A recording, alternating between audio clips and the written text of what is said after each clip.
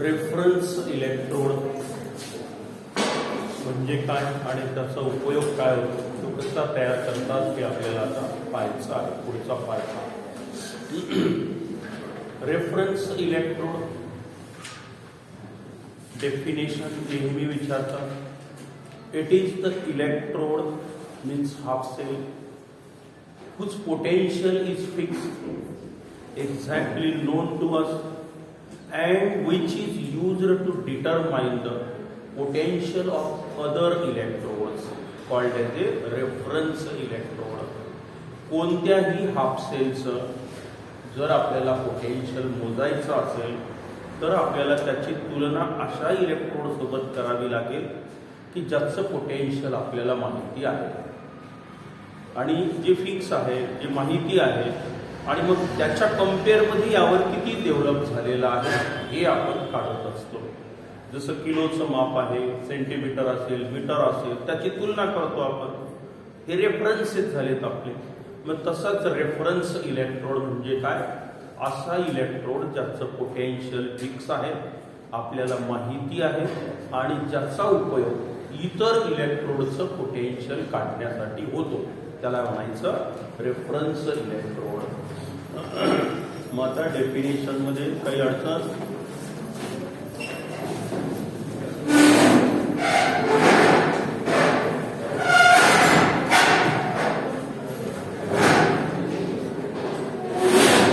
It is electrode whose potential is fixed, exactly known to us, and used to determine the potential of other electrodes called as the reference electrode. Two reference electrodes are used.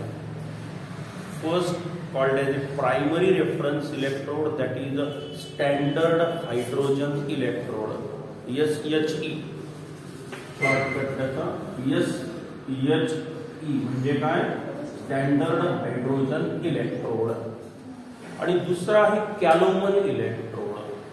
हा तयार करायला थोडासा अवघड जातो, म्हणून मूळ reference हाच आहे. याच्या आधारावर कॅलोमन इलेक्ट्रोडचं पोटेन्शियल मोजून घेतो आपण आणि नंतर तो आपण रेफरन्स म्हणून वापरतो.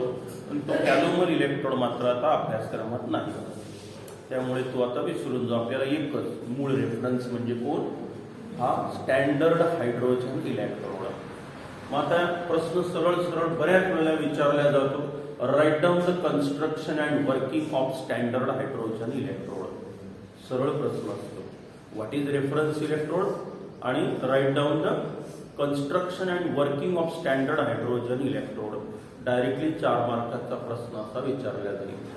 किंवा डायग्राम आणि रेफरन्स इलेक्ट्रोड विचारल्या जाईल. कधी कधी त्याचं रिप्रेझेंटेशन विचारलं जातं, कधी सेल रिॲक्शन विचारल्या जातात. छोटे छोटे प्रश्नही यावर अपेक्षित आहे. कधी कधी त्यामध्ये कोणत्या डिफिकल्टीज येतात तयार करताना तेही 2 मार्काला विचारल्या जातात. म्हणजे हा अतिशय महत्वाचा पार्ट आहे. ठीक आहे, मग आपण आता जाऊया स्टँडर्ड हायड्रोजन इलेक्ट्रोड कसा तयार करतात. इलेक्ट्रोड म्हणजे काय? Metal it is in contact with its own salt solution. यालाच हाफ सेल म्हटलं, यालाच इलेक्ट्रोड म्हणतो आपण थोडक्यात. Metal rod it is in contact with its own salt solution. Zinc rod zinc sulphate, copper rod copper sulphate, silver rod silver nitrate, gold rod gold chloride solution. तसं hydrogen in contact with HCl. Hydrogen electrode घ्यायचं आहे आपल्याला, नाही का? मग hydrogen in contact with HCl solution. Hydrogen आणि त्याचंच द्रावण म्हणजे कोण? HCl solution. पण आता अडचण एकच आहे की जसं झिंक रॉड घेऊ शकतो तसा हायड्रोजनचा रॉड घेता येत नाही, कारण तो गॅसियस स्टेटमध्ये आहे. म्हणून आपण थोडीशी वेगळी अरेंजमेंट केली इथे. पण मूळ अरेंजमेंट तशीच असते. Metal it is in contact with its own salt solution. फक्त अडचण एक झाली की हा गॅसियस स्टेटमध्ये असल्यामुळे आपल्याला काही वेगळी अरेंजमेंट करावी लागते. त्यानंतर हा स्टँडर्ड म्हटलं की त्या 3 कंडिशन आल्या.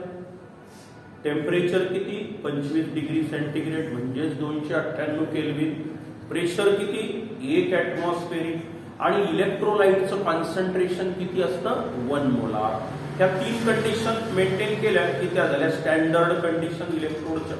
मग आपण आता hydrogen in contact with 1 molar HCl solution at 25 degree centigrade temperature and at 1 atmospheric pressure. And here potential develop is likely to be 0 volt.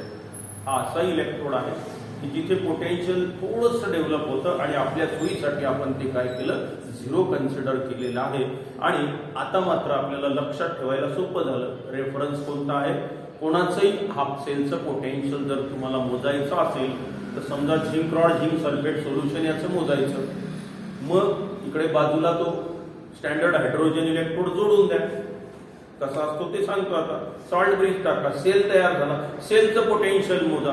सेलचं potential म्हणजेच झिंक रॉड झिंक सल्फेटचं पोटेन्शियल, कारण हायड्रोजनचं किती 0च राहील, दोघांची बेरीज असते ना, हे 0 आहे. जे काही पोटेन्शियल आलं पूर्ण सेलचं हायड्रोजन सोबत जोडल्यानंतर ते पोटेन्शियल त्या हाफ सेलचं असतं. असा हा criteria.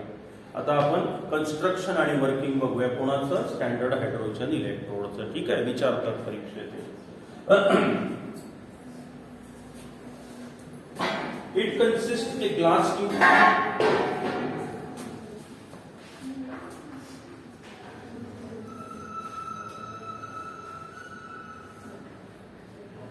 containing a platinum wire. It contains some pure mercury at the bottom and it is fitted with the platinum sheet which is coated with platinum black. बघा 4-5 वाक्य आहेत फक्त. It consists a glass tube. A platinum wire is sealed in it. It is then connected with the platinum sheet and it contains some pure mercury at the bottom. हा इथे pure mercury liquid state मध्ये mercury म्हणजे Hg. हे आहे platinum sheet coated with platinum black. आणि हा platinum element आहे, यावर प्लॅटिनम ब्लॅक नावाच्या पदार्थाचं कोटिंग केलं जातं. Coated with platinum black. This is the terminal of the cell. Platinum wire. पहा वाक्य अगदी सोपे 4-5 वाक्य लिहायचे आहेत तुम्हाला. It consist a glass tube containing a platinum wire, contains some pure mercury at the bottom for better electrical contact. Mercury कशासाठी टाकलाय? For better electrical contact. The lower end of this platinum wire is fitted with the platinum sheet which is coated with platinum black. Now this glass tube is then fitted into a outer glass jacket having a side tube at the top and it is open at the bottom.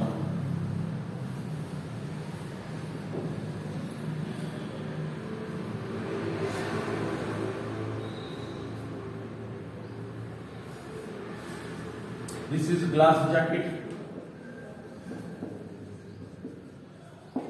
side tube.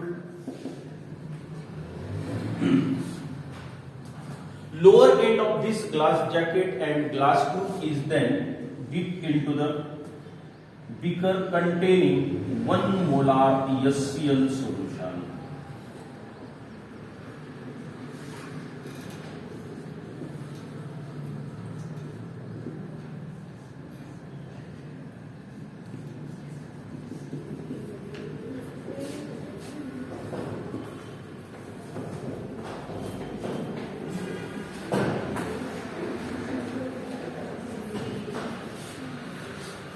Diagram काढली 1 mark मिळतो. Construction लिहिलं आणखी 1 mark मिळतो. Construction संपलं. काय काय दिसतंय तेवढं फक्त आपल्याला सांगायचं. काय दिसतंय आपल्याला? पुन्हा पहा वाक्य आपले. It consist a glass tube containing a platinum wire and some pure mercury at the bottom for better electrical contact. It is the lower end of this platinum wire is then fitted with the platinum sheet which is coated with platinum black. Now this glass tube is then fitted into a outer glass jacket which has a side tube at the top and which is open at the bottom. एक glass jacket जे आहे याला एक side tube आहे वर आणि एक खाली ओपन आहे तसं. ठीक आहे.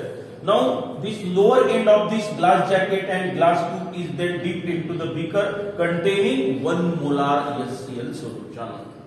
1 मोलारच पाहिजे कारण स्टँडर्ड हायड्रोजन इलेक्ट्रोड आहे म्हणून. ठीक आहे, इथपर्यंत आलं लक्षात. कन्स्ट्रक्शन संपलं. नाव आता वर्किंग मध्ये पहा काय आहे. Now here dry and pure hydrogen gas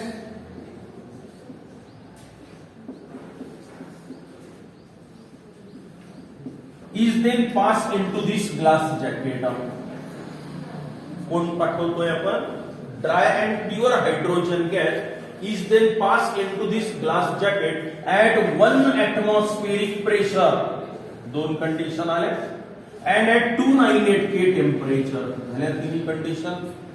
standard हे HCl सोल्युशन म्हणजे इलेक्ट्रोलाइट 1 मोलार कॉन्सन्ट्रेशन आहे. ड्राय आणि प्युअर हायड्रोजन गॅस 1 ऍटमॉस्फेरिक प्रेशरला या ग्लास जॅकेट मध्ये आपण पाठवणार आहे. आणि टेम्परेचर किती टेम्परेचरला एक्सपेरिमेंट करतोय आपण? हा 25 डिग्री सेंटीग्रेडला 298 केल्विनला. पाहता वाक्य आपलं. Now here dry and pure hydrogen gas is then passed into the glass jacket at 1 atmospheric pressure and at 298 K temperature. Now this hydrogen gas, आता हा हायड्रोजन गॅस या ग्लास जॅकेट मध्ये पाठवलेला आहे. ही 1 वे अरेंजमेंट आहे फक्त. Now this hydrogen gas get absorbed by this platinum sheet. हे जे प्लॅटिनम ब्लॅक नावाचा पदार्थाचं कोटिंग केलेलं आहे आपण यावर, आणि प्लॅटिनम या दोघांकडे हायड्रोजनला त्याच्या सरफेसवर धरून ठेवण्याची क्षमता आहे, टेंडन्सी आहे, ज्याला ऍडसॉर्प्शन असं म्हणतात. ऍडसॉर्प्शन एक पदार्थ दुसऱ्या पदार्थाच्या सरफेसवर जमा होणे, काय म्हणायचं याला? ऍडसॉर्प्शन. आणि एक पदार्थ दुसऱ्या पदार्थाच्या बल्कमध्ये जमा होणे त्याला ऍब्सॉर्प्शन म्हणतो आपण. स्पंज आणि वॉटर घेतलं तर ऍब्सॉर्प्शन झालं. पण हे इंक पार्टिकल ब्लॅकबोर्डच्या सरफेसवर आहेत फक्त, आत घुसलेत का ते नाही. हा ऍडसॉर्प्शन फिनॉमिना आहे. काय म्हणायचं याला? Surface phenomena, adsorption. मग या प्लॅटिनमकडे हा गुणधर्म आहे की तो हायड्रोजनला त्याच्या सरफेसवर धरून ठेवतो आहे. पण ही प्लॅटिनमची शीट एवढीच असते, 1 सेंटीमीटर लांब, रुंद, छोटी असते ती. आणि आता यावर काय झालं की तो जो हायड्रोजन गॅस येतो तो संपूर्ण बाजूकडून तो धरून ठेवला जातो. म्हणजे झाली की नाही आपली condition? Hydrogen it is in contact with HCl. बरोबर आहे? Hydrogen it is in contact with HCl. तिन्ही कंडिशन मेंटेन केल्या आपण. झाला स्टँडर्ड हायड्रोजन इलेक्ट्रोड. ही अशी अरेंजमेंट का करावी लागली आपल्याला? कारण हायड्रोजनचा इलेक्ट्रॉन आहे, सॉरी गॅसियस स्टेट मध्ये रॉड भेटत नाही आपल्याला, म्हणून आपण अशी अरेंजमेंट केली. शेवटी तेच झालं. हा hydrogen it is in contact with HCl 1 molar. तिन्ही कंडिशन आहे. मग बघा वर्किंग आता काय म्हटलं आपण. बरं 2 ते 3 वाक्य सांगायचे आहे. Now here dry and pure hydrogen gas is then passed into the glass jacket. This hydrogen gas then get adsorbed by this platinum sheet. या वाक्यात काय अर्थ? This hydrogen gas get adsorbed by this platinum sheet. Now here there exists the equilibrium in between adsorbed hydrogen gas and H+ ion from HCl solution. आता हा hydrogen it is in contact with HCl. मग hydrogen कडे पण tendency आहे द्रावणामध्ये pass होण्याची in the form of H+ ion. जसं zinc rod zinc आयनच्या स्वरूपात विरघळतो तसं हायड्रोजन HClच्या कॉन्टॅक्ट मध्ये आहे, याचे आयन पास व्हायला सुरुवात झाली. याला आपण म्हणत असतो PS म्हणजे काय? Solution pressure of the metal. At the same time reverse tendency पण असते. नर्स थिअरी मध्ये सांगितलं हे H+ आयन पुन्हा यावर जाऊन जमा होण्याची, नाही का? याला आपण ऑस्मोटिक प्रेशर ऑफ आयन म्हटलेलं असतं. म्हणजेच काय होऊन राहिलं आता इथे की जो हायड्रोजन आहे हा हायड्रोजन गॅस याचं ऑक्सिडेशन होऊन राहिलं असेल तर टॉईस H++2 इलेक्ट्रॉन आणि रिडक्शन होत असेल तर थोडक्यात हेच उलटी रिॲक्शन घ्यावं लागेल. H++2 electron induced hydrogen. आणि म्हणून आपण हे असं लिहू शकतो, हे PS झालं, हा PO झाला. हायड्रोजन H+ आयनच्या स्वरूपात जाईल. त्याच वेळेला H+ आयन पुन्हा त्यावर जाऊन जमा होणे, दोन्ही टेंडन्सीज असतात. आणि जी टेंडन्सीची किंमत जास्त असते ते घडून येतं. ऑक्सिडेशनची किंमत जास्त असेल, ऑक्सिडेशन झालं तसं झिंकच्या बाबतीत कॉपर रॉड कॉपर सल्फेट असेल तर कॉपर आयनची टेंडन्सी जास्त होती. आता इथे मात्र दोघांची टेंडन्सी जवळपास सारखीच आहे. थोडक्यात 1000 जर H+ आयन द्रावणात आले असतील तर 999 जाऊन जमा होऊन राहिले असं समजायचं आपण. म्हणजे दोन्हीची टेंडन्सी काय झाली, जवळपास सारखीच आहे. किंचित ऑक्सिडेशन होत असतं इथे ऍक्च्युअली जर विचार केला तर, आणि म्हणून थोडंसं ऑक्सिडेशन पोटेन्शियल इथे डेव्हलप होतं की जे आपण 0 गृहीत धरत असतो. बरोबर आहे. मग आता रिॲक्शन जर लिहायचं काम पडलं तर हीच रिॲक्शन आपण दाखवायची तिथे. पुढे आता ते रेफरन्स इलेक्ट्रोड आहे, स्टँडर्ड रिडक्शनच्या बेसिसवर चालतं, म्हणून आपण काय करू आता इथे हे रिडक्शन रिॲक्शनच दाखवूया. म्हणजे काय, twice H+ ion acquires plus 2 electron, it gives a hydrogen gas. Reduction. Now here zero potential is developed on this standard hydrogen electrode, that is E0 of hydrogen gas is equal to 0.00 volt. झाला standard hydrogen electrode. तिन्ही condition आपण इथे attend केलेल्या आहेत. Standard hydrogen electrode इथे potential 0 develop होतात. हाच का घेतला आपण रेफरन्ससाठी, याचं कारणच असं आहे की इथे ऑक्सिडेशन आणि रिडक्शन ह्या दोन्ही किमती जवळपास सारख्याच होत्या. म्हणजे हा नल इलेक्ट्रोड म्हणायचं. 0 पोटेन्शियल आहे. रिॲक्शन तर दोन्ही होतात, ऑक्सिडेशनही होतं रिडक्शनही होतं, पण दोघांच्या किमती सारख्याच आल्या आणि म्हणून इथे 0 पोटेन्शियल डेव्हलप होतं. आणि हा इलेक्ट्रोड आपण आता रेफरन्स इलेक्ट्रोड म्हणून वापरणार आहोत. मग आता वर्किंग मध्ये 2 वाक्य सांगितले, रिॲक्शन लिहिली, झालं काम आपलं, संपला पार्ट. काय काय म्हटलं होतं मी, dry and pure hydrogen gas is then passed into the glass jacket at 1 atmospheric pressure and at 298 K temperature. This hydrogen gas get absorbed by this platinum sheet and there exists the equilibrium in between hydrogen gas and H+ ion. Following reaction takes place. Now here potential develop on the standard hydrogen electrode is 0 volt. लिहूनच टाका, काही बाकी सांगत बसू नका, थोडंसं develop होतं वगैरे. 0 potential is develop here. आता रिप्रेझेंट करायचं त्याला. या रिप्रेझेंटेशनला अर्धा मार्क असतो. काय आहे रिप्रेझेंटेशन, रिडक्शन होत आहे म्हणजे या बाजून आला, हा प्लॅटिनम आहे सॉलिड स्टेट मध्ये, मग हायड्रोजन गॅस त्यावर जमा झालेला आहे, 1 ऍटमॉस्फेरिक प्रेशर आहे आणि हा H+ आयनच्या कॉन्टॅक्ट मध्ये आहे ज्याचं कॉन्सन्ट्रेशन 1 मोलार. झालं रिप्रेझेंटेशन. त्याचं पावर राईट हँड रिडक्शन दाखवलं राईट हँड साईडला. ऑक्सिडेशन होत असेल तर प्लॅटिनम हायड्रोजन गॅस H+, तसंही तुम्ही दाखवू शकता, काही बिघडत नाही. हा platinum solid, it is in contact with hydrogen gas, it is in contact with H+ ion, acquires concentration 1 molar आणि हे प्रेशर किती आहे 1 ऍटमॉस्फिअर. असं लिहा हे झालं त्याचं रिप्रेझेंटेशन. संपला इलेक्ट्रोड. आता पोटेन्शियल कसं मोजायचं दुसऱ्याचं हे मी तुम्हाला सांगितलं. आता समजा इथे हा झिंक रॉड, झिंक सल्फेट घ्या, याचं तुम्हाला मोजायचं आहे. बरोबर आहे. हा झिंक रॉड, हे झिंक सल्फेट सोल्युशन काय असेल हे जोडून द्या. पूर्ण सेल तयार झाला. हा सॉल्ट ब्रिज टाकला मी याच्यामध्ये, झाला सेल तयार.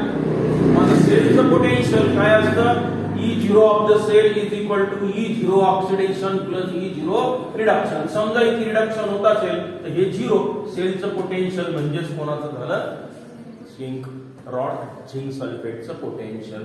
अशा पद्धतीनं आपल्याला मोजता येतं. म्हणजे याचं कॅल्क्युलेशन मध्ये काहीच रोल नसतो, म्हणून हाच इलेक्ट्रोड आपण रेफरन्स इलेक्ट्रोड म्हणून वापरतो. पण आता हा तयार करत असताना मोठ्या अडचणी जातात. कारण कोणतंही जे युनिट असतं आपलं किंवा जो रेफरन्स असतो तो इझिली अवेलेबल झाला पाहिजे खरं तर. पण आता हा तयार, याचा फायदा एक आहे की 0 पोटेन्शियल आहे, नल इलेक्ट्रोड आहे, दुसरा कुठलाच नल इलेक्ट्रोड नाही आपल्याकडे, म्हणून यालाच घ्यावं लागतं. मग हा झाला मूळ रेफरन्स आपला. पण आता हा तयार करत असताना बऱ्याच अडचणी जातात. कोणत्या अडचणी जातात बघा. It is difficult to obtain the dry and pure hydrogen gas. Hydrogen स्फोटक आहे, तो कोणी तयार करून स्टोअर करून ठेवत नाही, मोठा डेंजर आहे. मग हायड्रोजन जर तुम्हाला पाहिजे असेल तर तुम्हालाच तयार करावं लागेल. बरोबर आहे. म्हणजे हायड्रोजन तयार कसं करतात, त्याच्या सेफ्टी मेथड्स कोणत्या आहेत हे तुम्हाला माहित पाहिजे. मेटल रॉड, मेटल त्या ऍसिड सोबत रिॲक्शन होते तेव्हा तो हायड्रोजन बाहेर पडतो, तो जमा करावा लागेल. तो प्युअर पाहिजे, तो ड्राय पाहिजे.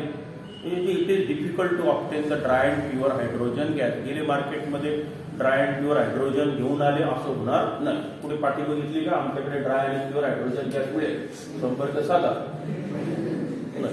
नाही भेटणारच. मग It is difficult to obtain that dry and pure hydrogen gas. Again, it is difficult to pass this hydrogen gas at constant 1 atmospheric pressure. फोर्सनली पाठवायचं त्याच्यामध्ये तुम्हाला 1 atmospheric इथे मॅनोमीटर लावावं लागतं स्पेशल प्रेशर मोजण्याचं. मग तो हायड्रोजन गॅस इकडे जमा करून त्या 1 atmospheric प्रेशरलाच आत पाठवावं लागेल तुम्हाला. बरोबर आहे की म्हणजे हे पण अवघडच काम आहे. म्हणजे इथे वेगळं अरेंजमेंट लागेल तुम्हाला.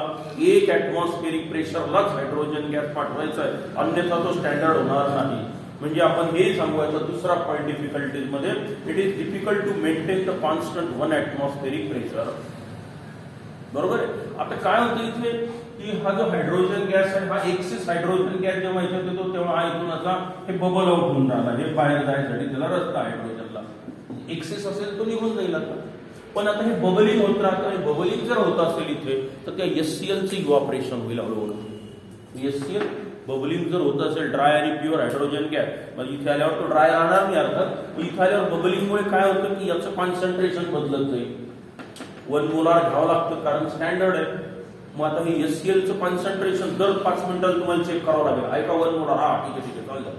नाही तर मग करा मेंटेन, किती टाकावं लागतं, मग पुन्हा 4 मिनिट टाका त्याच्यात, किती टाकावं लागतं मोजमाप करावं लागेल.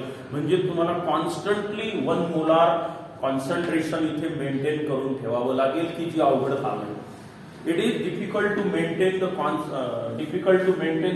1 molar HCl 1 molar concentration of HCl solution. It is difficult to obtain this ideal platinized platinum plate. Platinum हे बरंच महाग एलिमेंट आहे, तो सोन्यापेक्षाही महाग आहे.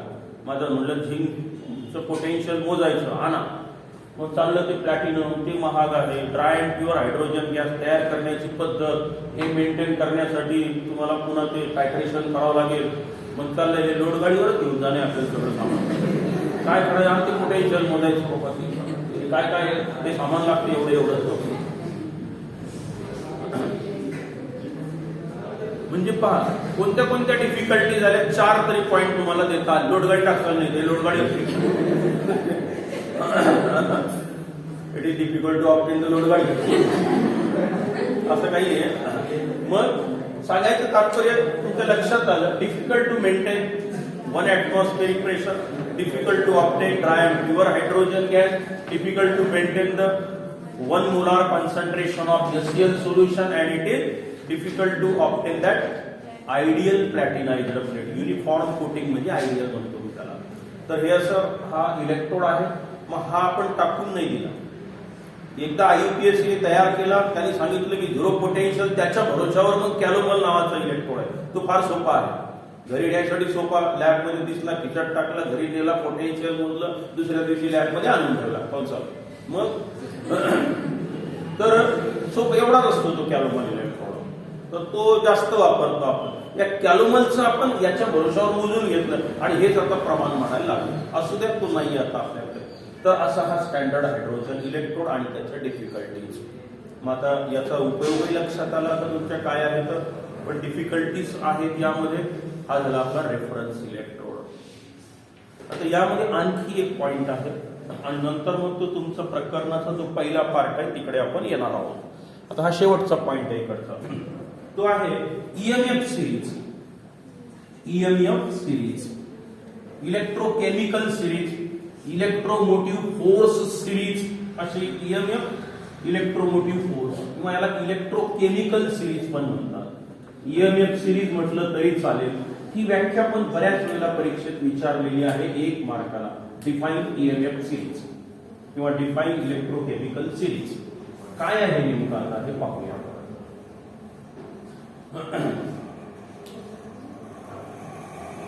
आपण काय केलं, प्रत्येक हाफ सेलचा म्हणजे metal rod it is in contact with its own salt solution. प्रत्येक मूलद्रव्याचं आपण पोटेन्शियल, स्टँडर्ड रिडक्शन पोटेन्शियल मोजलं.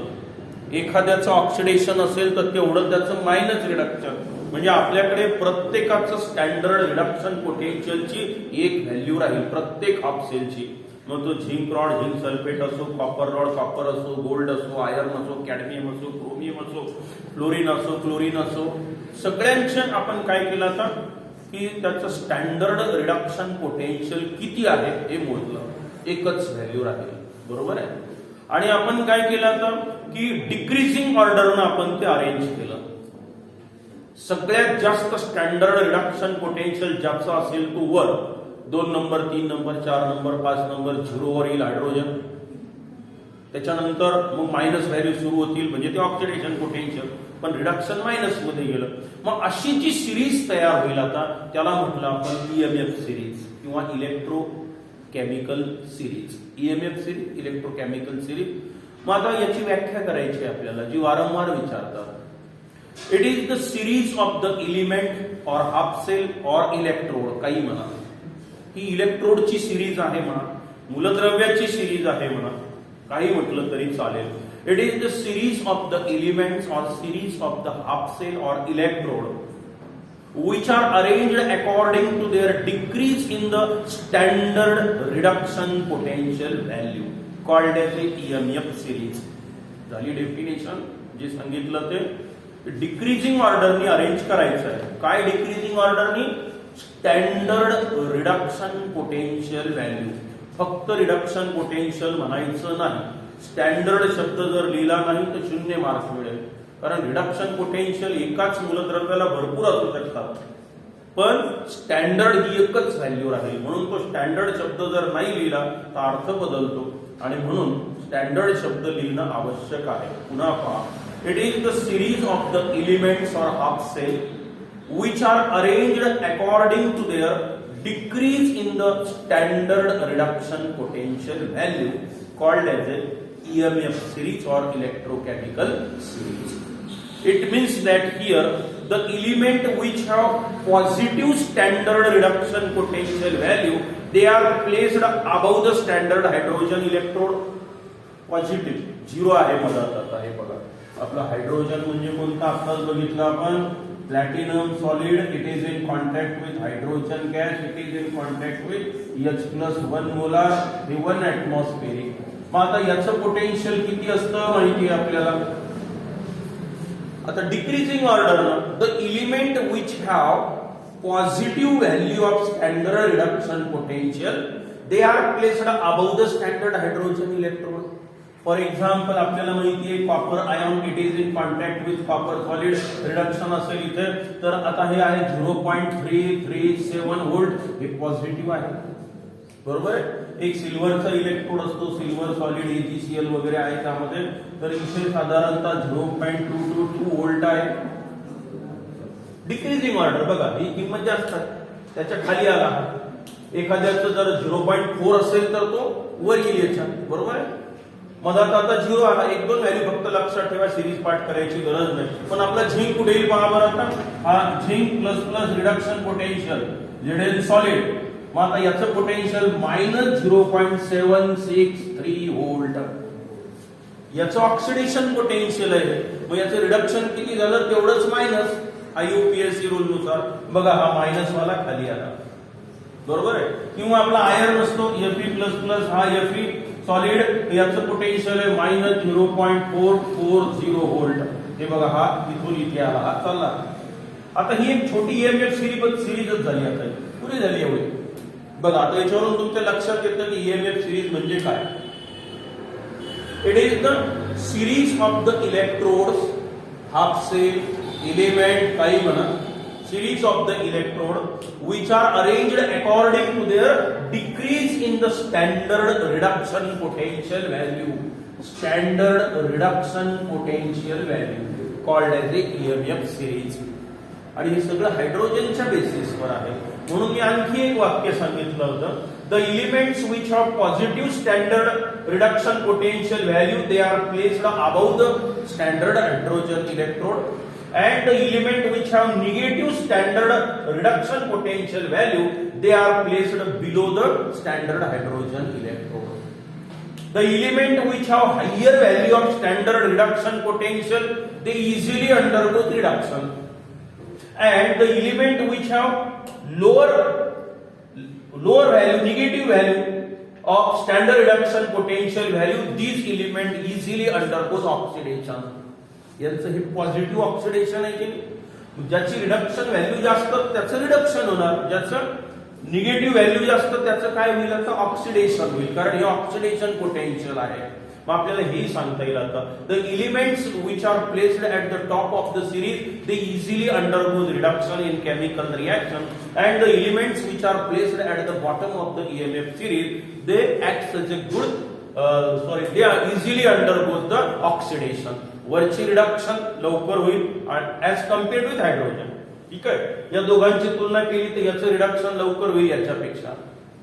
जसं जसं खाली येतो तसं रिडक्शनची व्हॅल्यू पाहता कमी कमी होत चालली, पण या ऑक्सिडेशनची वाढत चालली. म्हणजे वरच्या मूलद्रव्यांचं लवकर रिडक्शन होतं, खालच्या मूलद्रव्यांचं लवकर ऑक्सिडेशन होत असतं. मग आता याचं असं करून काय मिळेल आपल्याला हे विचारतात परीक्षेत. ऍप्लिकेशन ऑफ EMF सिरीज, त्याचे 4 ऍप्लिकेशन आहे. अगदी 2-2 वाक्यात उत्तर सांगतो काय आहे, काय फायदा. आता हे असं केल्यामुळे काय झालं, अगदी पानभर दिलेली आहे तुम्हाला एवढी मोठी सिरीज. मग आता त्याच्यावरून खूप साऱ्या गोष्टी तुम्हाला कॅल्क्युलेट करता येतात, काढता येतात, फायदा होतो. कोणता फायदा होतो? पहिला, it is used to select the oxidising agent. पहिला point, it is used to select the oxidising agent. तुम्हाला सांगितलं की चांगला ऑक्सिडायझिंग एजंट कोणता यापैकी, मग ती EMF सिरीज मध्ये जा, जो टॉपला असेल त्या EMF तेवढीच. आता यामध्ये मला काढायचं, एवढी सिरीज घेतली मी. आता यामध्ये ऑक्सिडायझिंग एजंट कोण राहील, रिड्युसिंग एजंट स्ट्रॉंग कोण राहील हे मला काढता येईल. एवढ्यांची तुलना करायची आहे. आता मी काय सांगितलं होतं की जे वरचे एलिमेंट आहेत त्यांचे रिडक्शन होतं. रिडक्शन म्हणजे ऍडिशन ऑफ इलेक्ट्रॉन. दुसऱ्याकडून इलेक्ट्रॉन घेतले आणि स्वतःचं रिडक्शन झालं, पण दुसऱ्याचं काय केलं, oxidation. The elements which are placed at the top of the series they easily undergo reduction. It means that they act as a strong oxidizing agent. म्हणजे हा सगळ्यात कोण झाला, स्ट्रॉंग ऑक्सिडायझिंग एजंट झाला. पुन्हा पहिलं वाक्य, to select the oxidising agent. मग आता उत्तर काय लिहिलं आपण अंडरलाईन करून, पहिलं ऍप्लिकेशन EMF सिरीजचं. It is observed that the elements which are placed at the top of the series, it means that which have higher value of standard reduction potential, they easily undergo reduction. It means that they behave like a strong oxidizing agent. स्वतः reduce होतात, म्हणजे दुसऱ्याकडून लवकर electron घेतात. म्हणजे दुसऱ्याचं काय केलं, त्याच्याकडून इलेक्ट्रॉन काढले, म्हणजे त्याचं केलं oxidation. Similarly, to select the reducing agent, the elements which are placed at the bottom of the EMF series, they have lower value of standard reduction potential. They easily undergo oxidation. It means that they behave like a strong reducing agent. यांचं लवकर oxidation होतं. म्हणजे काय, लवकर दुसऱ्याला electron देतात, म्हणजे दुसऱ्याचं काय होतं, रिडक्शन होतं. The elements which are placed at the top of the series acts as a good oxidizing agent, and the elements which are placed at the bottom of the EMF series acts as a good reducing agent. झाले 2 application. वरचे मूलद्रव्य हे strong oxidizing agent आहे आणि खालचे मूलद्रव्य हे strong reducing agent आहे. म्हणजे ऑक्सिडायझिंग स्ट्रेंथ ही कमी कमी होत चालली आणि रिड्युसिंग स्ट्रेंथ खाली वाढत वाढत चाललेली आहे. अशा बऱ्याच गोष्टीचा अर्थ होतो आपल्याला. हे दोघांना जोडलं तर कोण कोणाचं ऑक्सिडेशन होईल, कोणाचं रिडक्शन होईल, खालच्या मूलद्रव्यांचं ऑक्सिडेशन, वरच्याचं रिडक्शन. सेल जोडला, सेल जोडल्यानंतर इथे इथे किती पोटेन्शियल राहील तुम्हाला सांगता येतं, काही जोडू नका. बघा इथे ऑक्सिडेशन होईल, oxidation potential plus reduction potential. इथले इथे बेरीज करा to calculate the cell potential. E0 of the cell, E0 oxidation plus E0 reduction. हा असतो एनोड, हा असतो cathode. So E0 of the cell काढा. याचं किती होतं, हे रिडक्शन पोटेन्शियल. मग ऑक्सिडेशन किती झालं, प्लस 0.440 प्लस रिडक्शन पोटेन्शियल कोणाचं, सिल्वरचं किती 0.222 व्होल्ट. बेरीज करा, आलं 2 4 2 6 4 2 6 आलं पोटेन्शियल. मला सेल जोडायचंही काम नाही पडलं, तर EMF सिरीज वरूनच काढतोय. To calculate the standard cell potential, it is used to calculate the standard cell potential. कोणतेही दोन, ते पूर्ण पानभर घ्या, जोडून द्या. खालच्याचं ऑक्सिडेशन, वरच्याचं रिडक्शन होतं माहिती आहे. फॉर्म्युल्यात किंमत टाका, उत्तर काढा, झालं सेल पोटेन्शियल. म्हणजे तिसरं application, it is used to find out the standard cell potential. बरोबर आहे. आणखी एक यांनी सांगता येतं आपल्याला, it is also used to study the displacement and non displacement reaction. To study the displacement and non displacement reaction. आता हा काय प्रकार आहे बघा.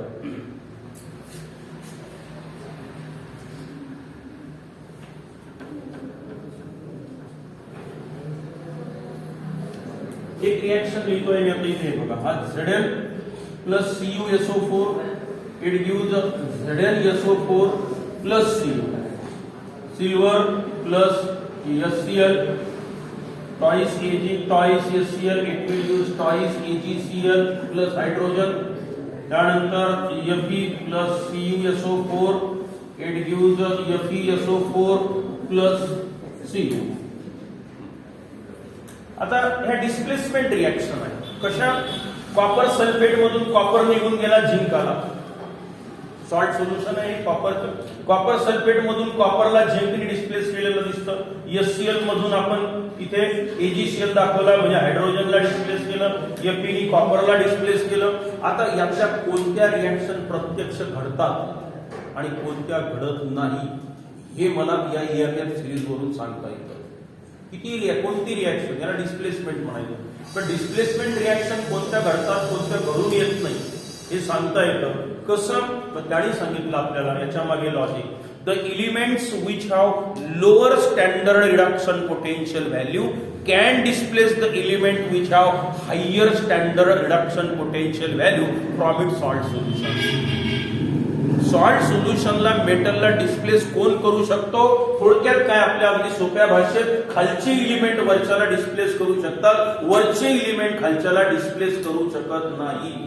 पुन्हा बघा वाक्य काय राहील आपल्याला, the element which have lower standard reduction potential value can displace the element which have higher standard reduction potential value from it salt solution. हे झालं त्याच्या मागचं लॉजिक. मग आता आपल्याला सांगता येतं की झिंक आली आहे, झिंक कॉपरला डिस्प्लेस करू शकतो, ओके हे शक्य आहे. Fe पण करू शकतो, सिल्वर वर आहे, हायड्रोजन इथे आहे, म्हणजे ही रिएक्शन होणार नाही होणार. बघा, to study the displacement and non displacement reaction, non displacement हे डिस्प्लेसमेंट, मग डिस्प्लेसमेंट होईल की नाही हे आपल्याला या EMF सिरीज वरून सांगता येतं. हे होतं त्याचं आणखी एक application. The element which have lower standard reduction potential value can displace the element which have higher standard reduction potential value from its salt solution. Zinc can displace copper because zinc has lower standard reduction potential value than copper, but copper cannot displace zinc. पण ते जर तुम्ही copper आणि zinc sulphate घेतलं reaction होणार नाही, हे उलटी रिएक्शन होणार नाही, कारण कॉपर झिंकला डिस्प्लेस करू शकत नाही, पण झिंक मात्र कॉपरला डिस्प्लेस करू शकतो. आणि to study the spontaneity of the reaction, मी सेल जोडले, कोणतेही दोन सेल दिले आणि मी उत्तर काढलं, जर समजा सेल पोटेन्शियल पॉझिटिव्ह आलं तर त्या रिएक्शन स्पॉन्टेनियस आहे, तो सेल होऊ शकतो तयार. पण जर आपलं उत्तर निगेटिव्ह आलं, उत्तर E0 oxidation plus E0 reduction, हे उत्तर काढलं, पॉझिटिव्ह आलं तर सेल बरोबर आहे, पोटेन्शियल डेव्हलप होईल, सेल रिएक्शन्स आर स्पॉन्टेनियस. उत्तर जर का मायनस आलं तर cell reactions are not spontaneous. म्हणजे एखादा सेल तुम्ही जोडला मनानच, निकेल आणि सिल्वर घेतला, उत्तर मायनस आलं तर तो सांगतो हे होणार नाही, मायनस उत्तर आलं तर सेल होणार नाही तयार. आणि हा होता तुमचा चौथा point. To study the spontaneity of the reaction, it is observed that if the cell reactions are positive, if the standard cell potential is positive, then the reactions are spontaneous, and if it is negative, then the cell reactions are non-spontaneous and such cells not exist. तर हे असे त्याचे 4-5 applications पण आहेत. ठीक आहे, तर पुढचा पार्ट आपण पुढच्या तासाला पाहूया.